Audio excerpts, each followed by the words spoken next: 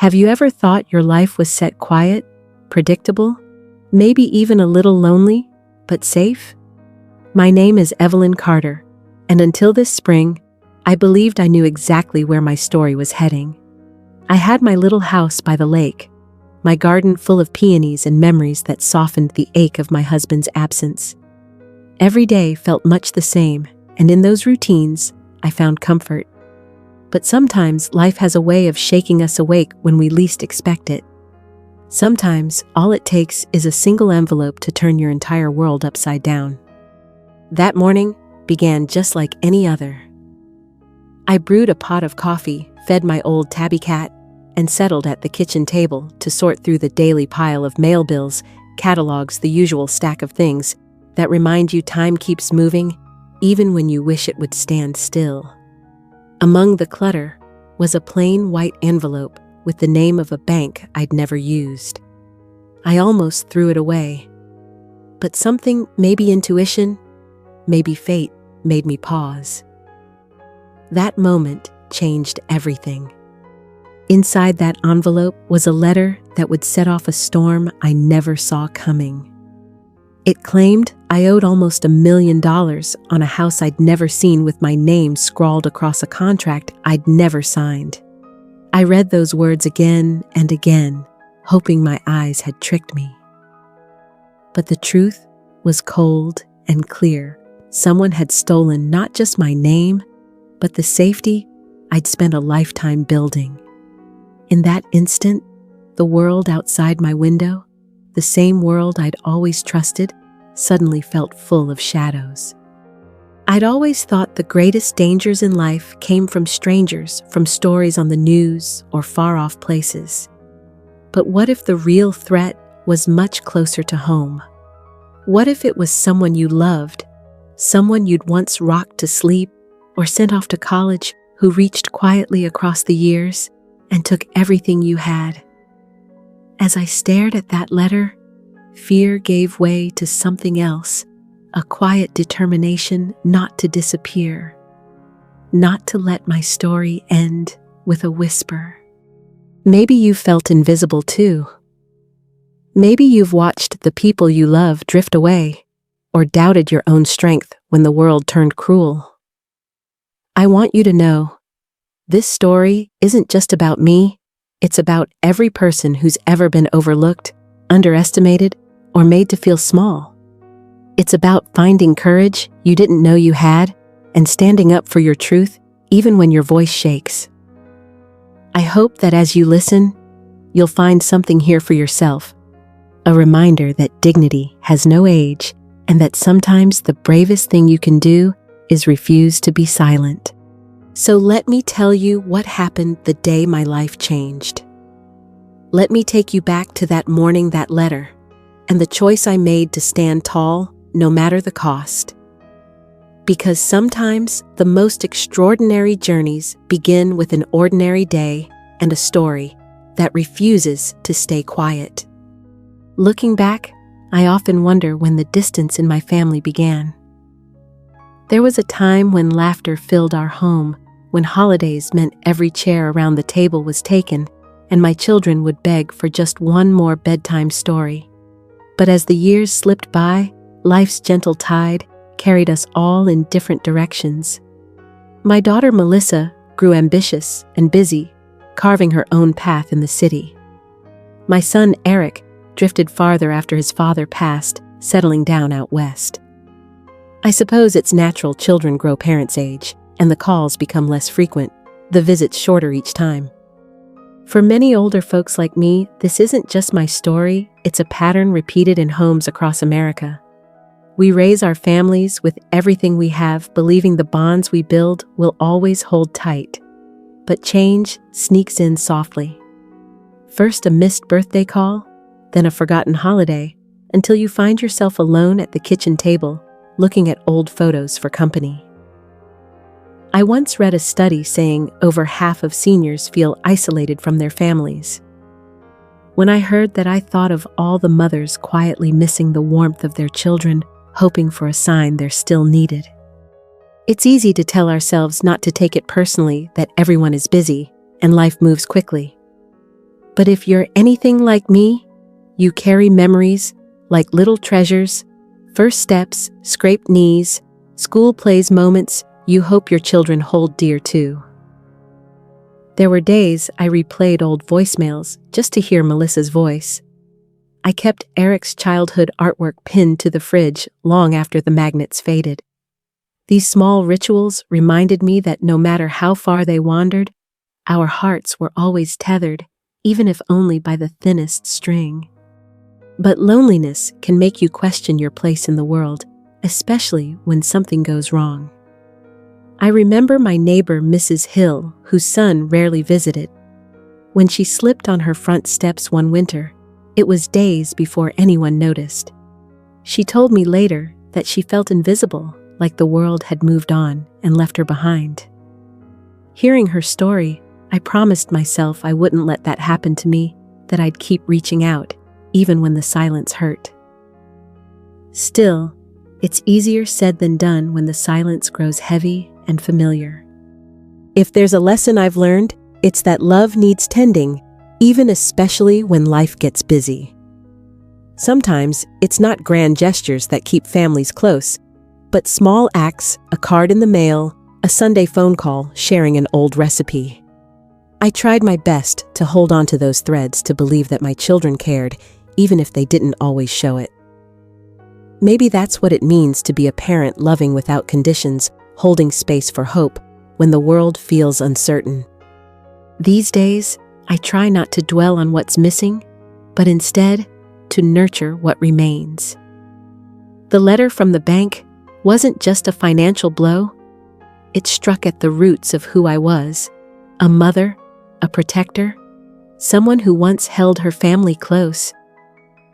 As I sat there reading those impossible words, I realized how much I still wanted to believe in the bonds that held us together.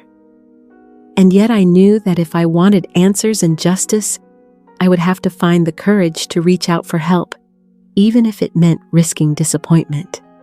That was the hardest lesson of all, but also the one that would carry me forward into the storm that was coming. The first thing I did after reading that dreadful letter was call my daughter Melissa. I wanted to believe she'd understand, that she'd listen and help me make sense of it all. But as soon as I mentioned the bank and the mortgage, her tone changed. She laughed a little too quickly, brushing off my concern as if I'd fallen for some sort of scam. "Mom, it's probably just a mistake. You know how much junk mail comes through these days," she said, her voice distracted. I tried to insist to explain the details, but her patience faded fast. "Just throw it away. Don't worry about it." She finished, ending the call with a hurried goodbye. When I reached out to Eric, hoping my son might take me more seriously, I was met with even less warmth. He listened in silence for a moment, then sighed. "Are you sure you didn't just misread it, Mom? Sometimes these letters are confusing. Maybe you're just tired." The doubt in his voice stung more than I'd like to admit. I knew I was getting older, and yes, sometimes the world seemed to move too fast. But deep down, I recognized the uneasy feeling in my gut. Something was terribly wrong, and I needed someone to believe me. It's a common story I've learned for people my age. Too often, when seniors speak up about something that doesn't feel right, we're met with skepticism or gentle dismissal. A friend of mine, Helen, once told her children about a suspicious call asking for her bank details. They told her not to worry and changed the subject. Weeks later, she found out her savings had been drained by a scammer.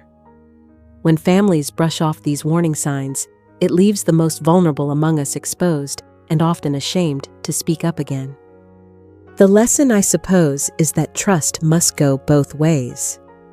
It's easy for grown children to assume their parents are just forgetful or overreacting, but sometimes a parent's instincts are worth more than 100 reassurances.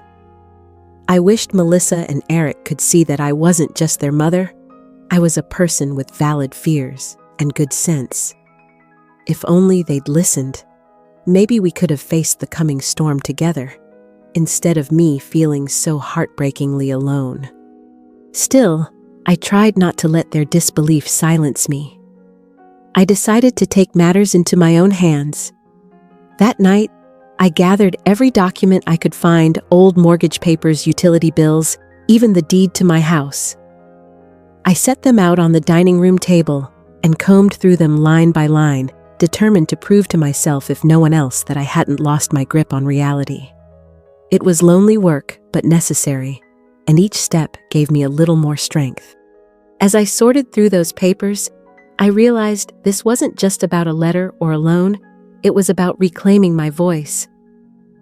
If no one else would fight for my peace of mind, I would do it myself. And so, with a mixture of fear and newfound resolve, I resolved to keep searching for answers. That determination, quiet as it was, would become my greatest ally as I faced what lay ahead. Sitting at my dining room table, surrounded by a fortress of paperwork, I realized how much the world had changed since I was a young woman. Back then, everything was handled face-to-face: a handshake, a notarized signature, a neighbor who vouched for your character. Now, with the click of a mouse, someone could turn your whole life upside down. I decided it was time to learn the rules of this new game. I booted up my old laptop, fingers trembling just a little, and typed "how to check property records online" into the search bar. It felt daunting, but I was determined not to let fear win.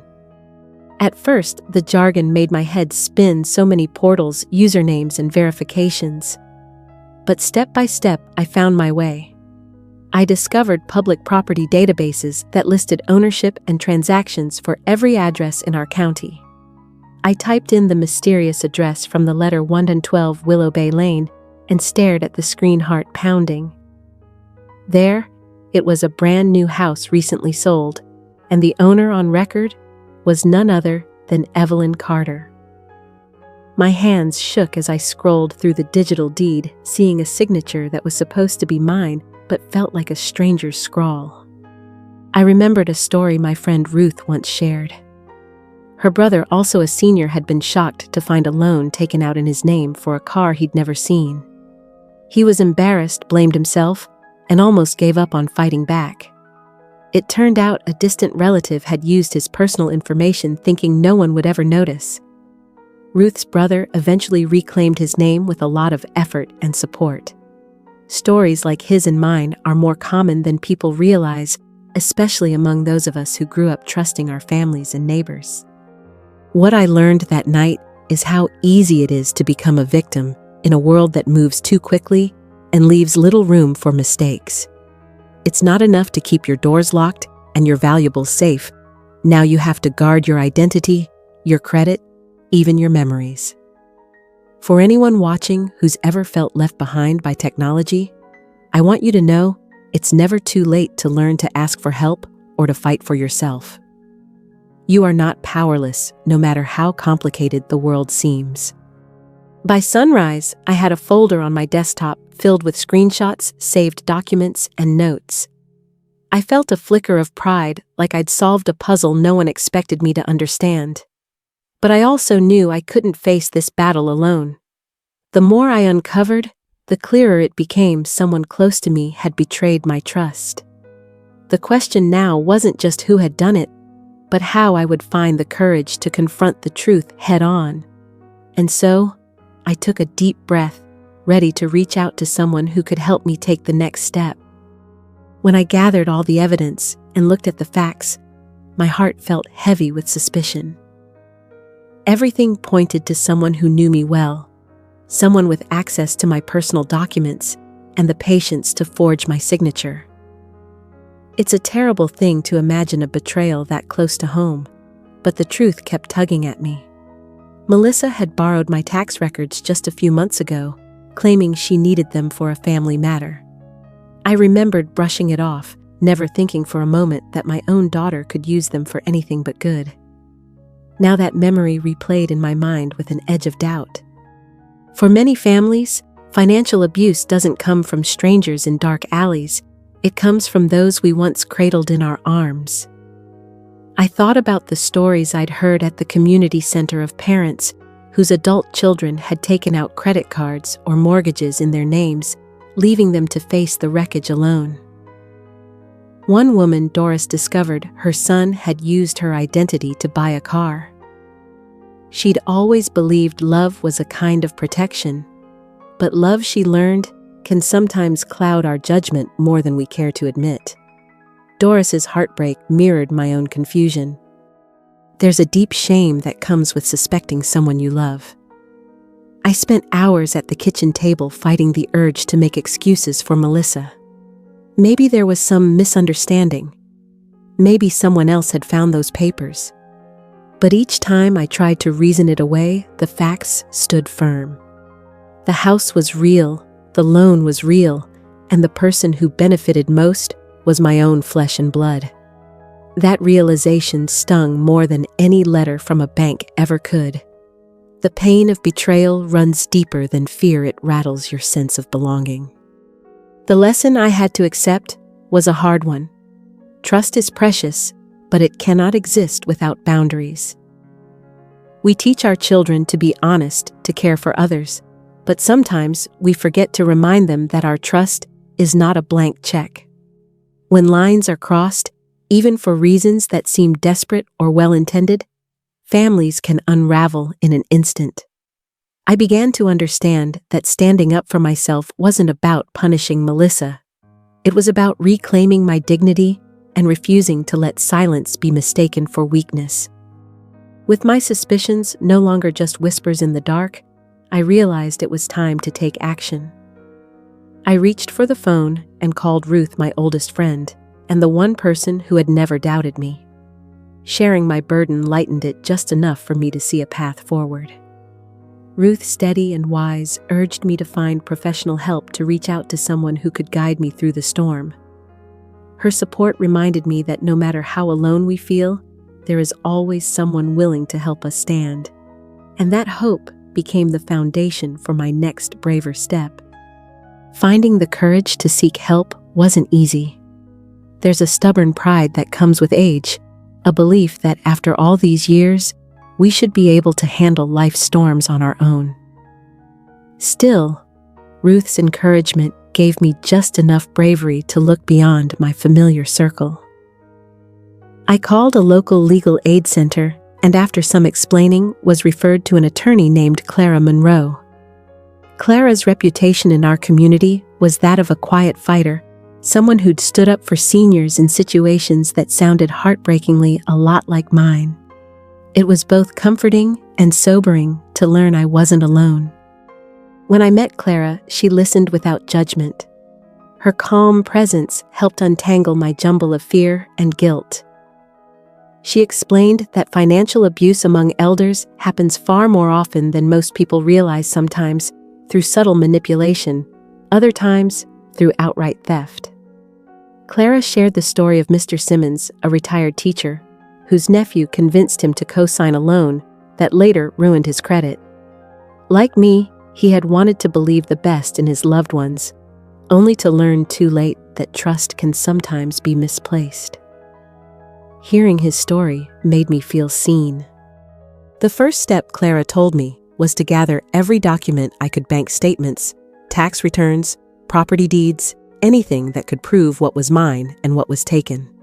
She showed me how to create a timeline, mapping out when each suspicious event had happened. It was hard work revisiting every detail, but it gave me a sense of control I hadn't felt since opening that first letter. Clara reassured me that I wasn't being dramatic or unkind. Protecting myself didn't mean I loved my family any less. It meant I was finally valuing myself as much as I valued them. There's a lesson in learning to ask for help. It's not a sign of weakness, but a kind of quiet wisdom. Too often we're taught to weather things alone, to carry burdens in silence. But I realized, sitting in Clara's warm office, that strength is sometimes found in community, in reaching out, admitting vulnerability, and letting others share the weight. For anyone listening who feels isolated or ashamed to ask for guidance, know that it's never too late to change your story. Help is out there waiting for the moment you say, "I need it." As we finished organizing my evidence, Clara mentioned that if I was ready, we could begin the process of officially challenging the mortgage and investigating who had stolen my identity. I felt a surge of nervous hope. For the first time, I wasn't facing this nightmare alone.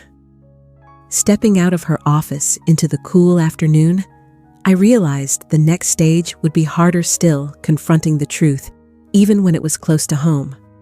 But now, I had an ally by my side and a plan taking shape, ready to carry me through whatever came next. Clara and I decided the next step would be the hardest of all, bringing what we'd learned into the open. We filed the necessary paperwork, preparing to challenge the fraudulent mortgage and alerting the authorities to the theft. In small towns, news travels fast, and whispers soon reached Melissa. Before long, she called, her voice trembling with a blend of defensiveness and regret. She pleaded with me to drop the case, insisting it was all a misunderstanding. "Mom, you know I'd never do anything to hurt you," she said. But the evidence told another story. I had to remind myself this was about justice, not revenge. I remembered a neighbor, Mr. Parker, who had once tried to handle things quietly when his grandson used his credit card for online shopping sprees. Out of love and embarrassment, Mr. Parker never reported the crime, and eventually his losses grew so large he almost lost his home. He told me over tea that turning a blind eye didn't protect anyone. It only deepened the wounds and taught others that silence was acceptance. His regret became my cautionary tale, pushing me forward when guilt threatened to stop me in my tracks. Confronting Melissa was more painful than I could have imagined. I invited her over, hoping for honesty, maybe even remorse. Instead, she arrived with rehearsed excuses and wounded pride. I laid out the facts, the forged documents, the timelines, the benefit she'd received. For a moment, her mask slipped. There was fear in her eyes and something like sorrow. But pride is a powerful force, and she clung to her story, begging me not to destroy the family. It was a plea I'd heard before in different forms from parents all over town. The lesson here was bittersweet sometimes. Loving someone means holding them accountable. Boundaries can feel harsh, especially in families that pride themselves on loyalty and forgiveness. But real love isn't blind. It demands truth, even when it hurts. As a parent, my heart ached to protect Melissa, to believe there was another explanation. Yet I also knew that refusing to confront her would only enable her to harm others or herself down the road. I learned that day that dignity can be lonely, but it is never cruel. With the confrontation behind me, Clara and I moved forward. The case was set for review, and soon there would be hearings and hard questions. The days ahead promised no easy answers, only the hope that standing up for myself would plant seeds of change, not just in my own life, but for anyone watching who's ever struggled to choose between love and truth. I drew in a steadying breath, knowing the hardest days were yet to come, but determined to see this fight through to its honest, necessary end. The courtroom felt colder than I expected, its walls lined with echoes of other people's stories and heartbreaks. I sat beside Clara, holding my breath as the judge listened to each side. Melissa arrived with a polished attorney, her demeanor tense but determined.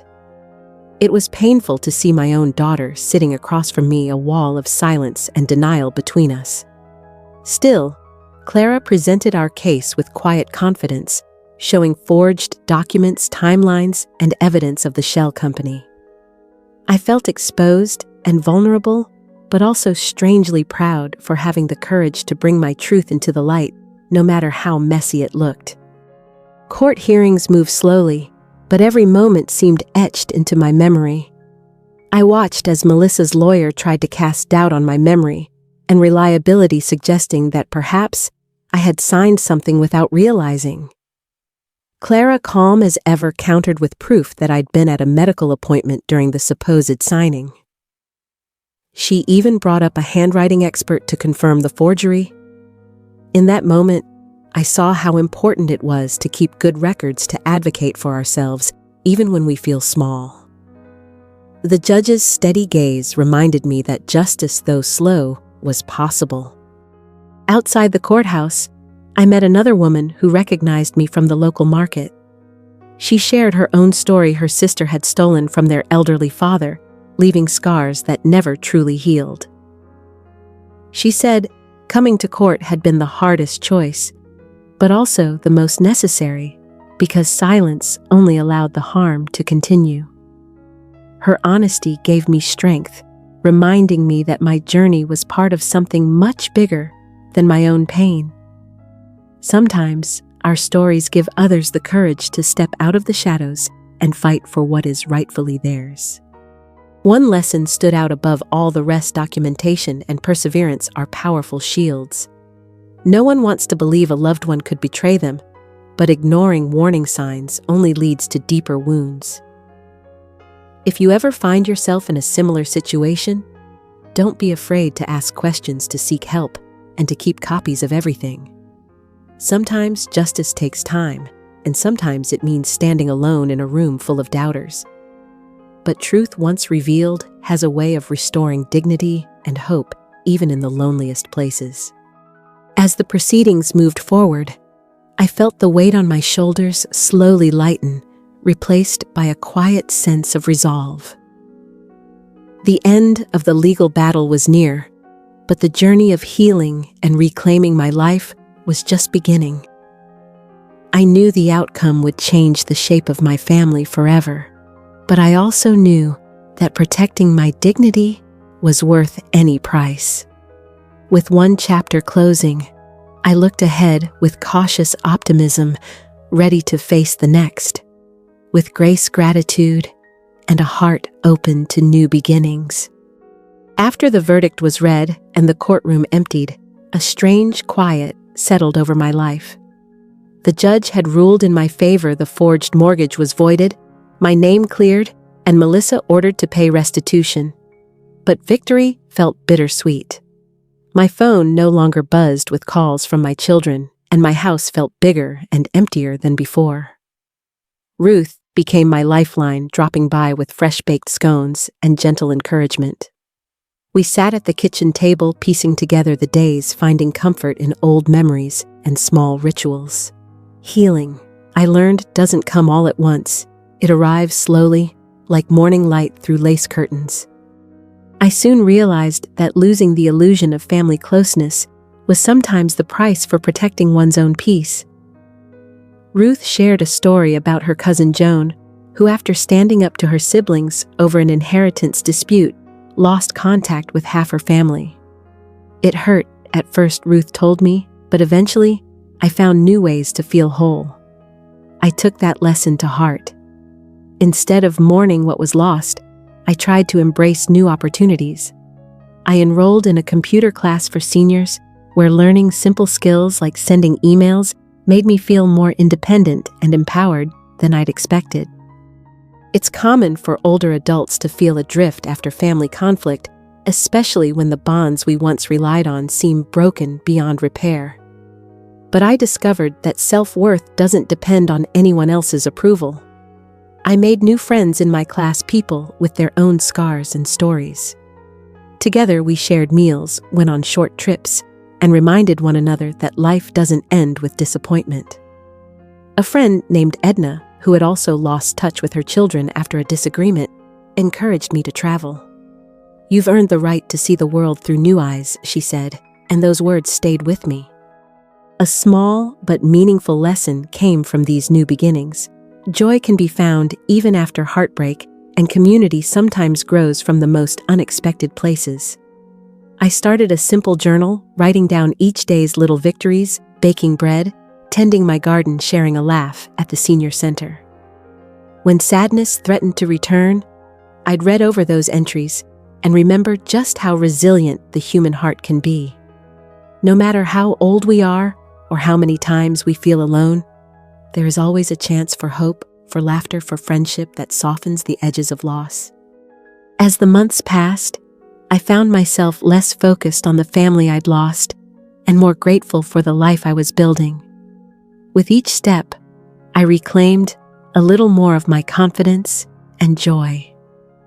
I knew the past would always be a part of me, but it didn't have to define my future. With a heart still healing, I looked ahead, ready to embrace the final lesson this journey had yet to teach, and to share it with anyone who needed to hear they are never truly alone. Looking back on this chapter of my life, I see more than just the pain of betrayal. I see the quiet strength that carried me through. I faced moments of doubt and loneliness, reached out for help when the world felt too heavy, and found courage I didn't know I had. I learned that even when trust is broken, dignity can still be reclaimed. Each step from the first shocking letter to the echoing silence after the courtroom taught me to value my voice and never settle for being overlooked, no matter my age or circumstance. Through heartbreak and uncertainty, I discovered unexpected gifts. I found new friendships in places I never thought to look, and rebuilt my confidence one day at a time. I realized that loving my family didn't mean sacrificing my own self-worth. Standing up for myself didn't just protect my home, it restored a sense of peace I hadn't felt in years. For every tear shed in grief, I gathered a little more hope, and for every door that closed, I found the courage to open another, creating a life that was authentically mine. If you take anything from my journey, let it be this: your story matters. No one is ever too old, too small, or too forgotten to stand up for what is right. Don't let fear or doubt silence your truth. Ask for help when you need it. Protect your dignity, even if it means walking a lonely road. And never underestimate the power of small, steady steps forward. Sometimes the most meaningful victories come quietly, not with applause, but with the deep contentment of knowing you did not give up on yourself. So if you've ever felt alone or invisible, remember, you are not. There's a community here ready to listen, to encourage, and to share in your victories and struggles. I invite you to leave your thoughts in the comments, share your own stories, and connect with others who might need a word of hope. If this story touched your heart, please like, subscribe, and join us for more stories of resilience and healing. Because every voice deserves to be heard, and together, we can remind the world that dignity, courage, and love have no expiration date.